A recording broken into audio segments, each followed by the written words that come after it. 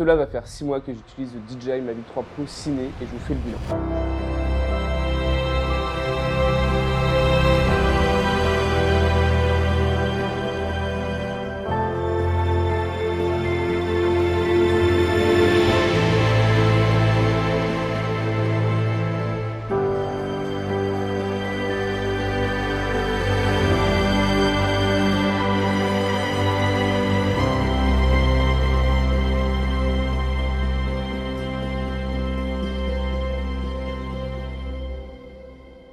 Aujourd'hui, on va parler matos et plus spécialement drone. Aujourd'hui, ça va faire environ 6 mois que j'ai le Mavic 3 Pro Ciné et que j'utilise quotidiennement. Alors, j'ai quelques trucs à dire dessus, on y va. Le Mavic 3 Pro Ciné succède au Mavic 3 Ciné qui a déçu pas mal de gens et qui a été considéré comme un drone fait à la va-vite.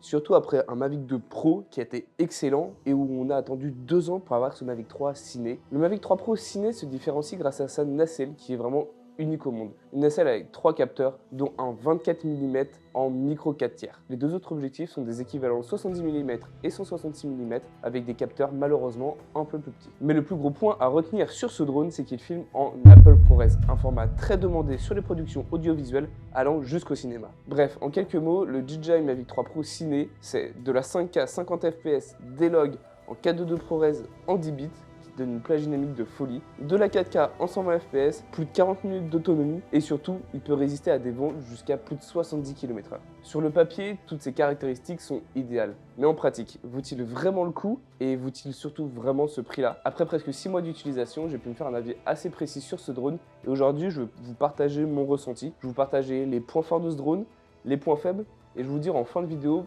à qui il s'adresse et est-ce que je le conseille vraiment du coup. Pour commencer, on va parler des points forts. Et je ne cesserai jamais de le dire, mais le gros point fort de ce drone, c'est sa nacelle. Et surtout en particulier un objectif, le 70 mm.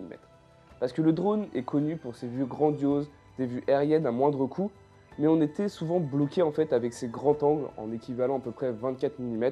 C'est ici que le 70 mm vient bousculer le monde du drone avec de nouveaux points de vue, de nouvelles perspectives, tout en filmant avec une qualité professionnelle, de la 4K, D-Log, 422 ProRes, 10 bits, avec un piqué très net et une plage dynamique très bonne. Au début, sur les premiers vols, ça surprend, on n'a pas l'habitude en fait de filmer avec un 70 mm, on est souvent trop proche de notre centre d'intérêt, et du coup, il faut apprendre à un peu s'éloigner, à filmer différemment, et je vous laisse pas imaginer avec le 166 mm, je me suis fait avoir plusieurs fois, où j'étais 100 fois trop près du sujet. Mais bon, c'est une nouvelle façon de voler, et c'est très agréable en fait de remettre en cause sa façon de voler, sa façon de prendre un sujet. Et en fait, notre créativité est encore plus développée et ça nous permet d'aller chercher d'autres points de vue encore plus intéressants et ça nous enrichit. Pour finir avec la nacelle, on va parler du 24 mm en micro 4 tiers. Le micro 4 tiers, c'est à peu près l'équivalent pour les caméras au sol du GH5. Donc en fait, une très bonne qualité d'image. Et ici, ce 24 mm est juste parfait. Il a un très bon piqué, une plage dynamique annoncée d'environ 12 stops. Et grâce au D-Log et au 422 ProRes, l'étalonnage est hyper facile. Et il peut même permettre en fait d'avoir des petites erreurs au tournage, par exemple sur la surexposition, et en fait on le rattrape comme on veut en post-prod.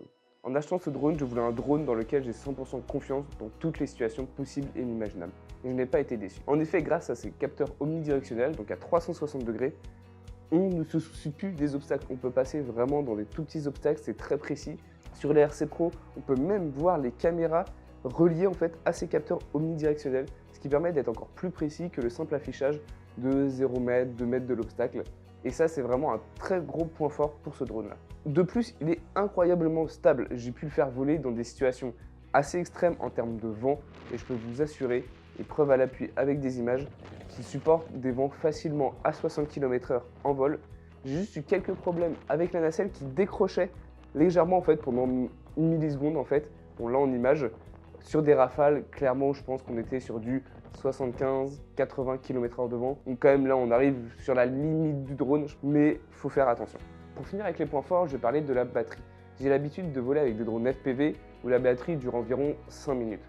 Donc j'ai pas forcément le temps de refaire des plans beaucoup de fois et je dois être super efficace et très rapide en fait. Et là, sur le premier vol, je me suis quasiment ennuyé.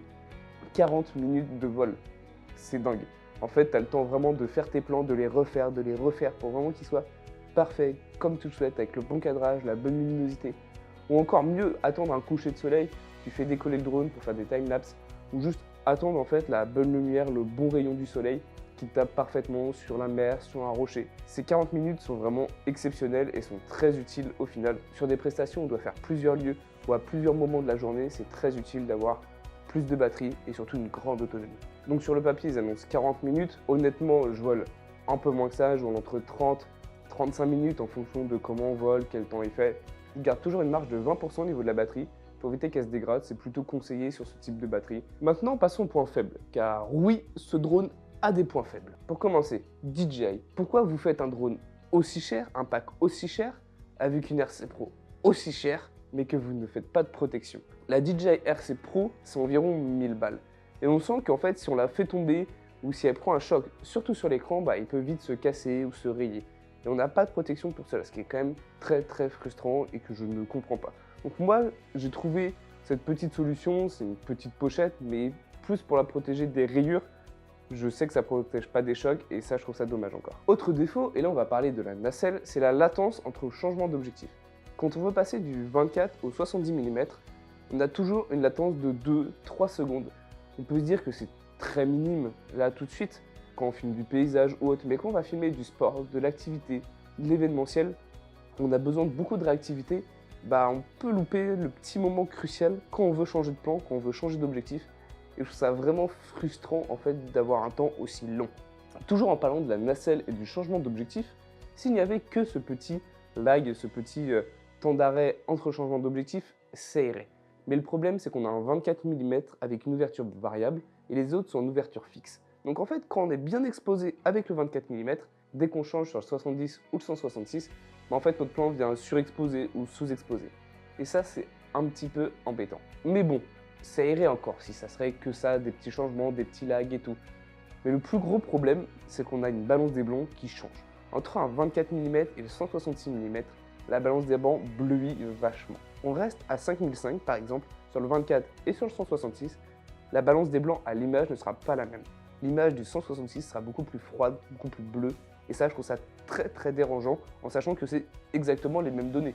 Donc en fait c'est incompréhensible, et ça c'est un point que vraiment DJI faut qu'il travaille. Mais honnêtement, ce drone il n'a pas beaucoup d'autres points faibles, en tout cas de mon ressenti. En conclusion, pour qui je conseille ce drone et pour quel usage il est fait? Le Mavic 3 Pro Ciné est complet, il a de l'autonomie, une résistance au vent, il a des formats qui sont demandés jusqu'au cinéma, donc en fait on peut être encore très compétitif. Alors pour qui est fait ce drone? Si vous voulez juste filmer vos vacances entre potes, avec la famille, ou on peut filmer vos voyages, ce drone est beaucoup trop pour vous. Il va être trop cher, vous n'allez pas retomber sur votre investissement, et il va prendre trop de place tout simplement dans votre sac à dos. Sur ce type de personnes, je conseillerais plutôt de partir sur le Mavic Air 3, qui est un très très bon drone, ou encore mieux le Mini 4 Pro, qui est beaucoup plus petit, qui passe sous la réglementation des 250 grammes. Le Mavic 3 Pro lui s'adresse plutôt à une gamme professionnelle. Une gamme professionnelle de l'image, par exemple en audiovisuel, sur de la publicité, de l'événementiel, du promotionnel, ou encore sur de la prospection et de la recherche de défauts sur des infrastructures, comme des éoliennes ou autres. Car oui, je ne l'ai pas dit, mais avec le 166 mm, on a encore une prolongation de ce zoom en zoom numérique, par contre cette fois-ci jusqu'à x28. Donc clairement, ça permet de voir très très très loin. Il ne faut pas oublier que le Mavic 3 Pro n'est pas un jouet, et on le voit clairement parce qu'il est de catégorie 2. Donc en fait, on est obligé dans tous les cas d'avoir une formation pour pouvoir le piloter. Donc ça réduit clairement le public qui peut l'acheter et l'utiliser légalement. Pour finir, ce drone s'adresse vraiment à des professionnels. C'est vraiment un investissement sur lequel on va retomber au fur et à mesure des prestations. Et il faut savoir qu'on n'est pas prêt de le changer tout de suite. Ce drone a toutes les caractéristiques des productions, en tout cas pour mon cas audiovisuel en ce moment. Donc en fait, j'ai pas de raison de le changer. La seule raison, ça serait que DJI sort une nacelle encore plus performante. Et là, en fait, ça m'embêterait parce que j'ai un drone qui est parfait, j'ai des capteurs, j'ai une autonomie largement suffisante. J'ai juste la nacelle. Et c'est ici qu'en fait, l'Inspire, après, est super bien parce qu'on n'a pas besoin de changer tout le drone, on a juste à changer les objectifs. Et sur la gamme Mavic, DJI n'est pas prêt encore à faire ce pas. Et ils ont également le monopole en fait sur les drones, donc ils n'ont pas une réelle raison en fait de faire des drones où on peut juste changer la nacelle comme sur les gammes au-dessus. J'espère que cette vidéo vous a plu, n'hésite pas à t'abonner et à liker, et on se retrouve pour une prochaine vidéo.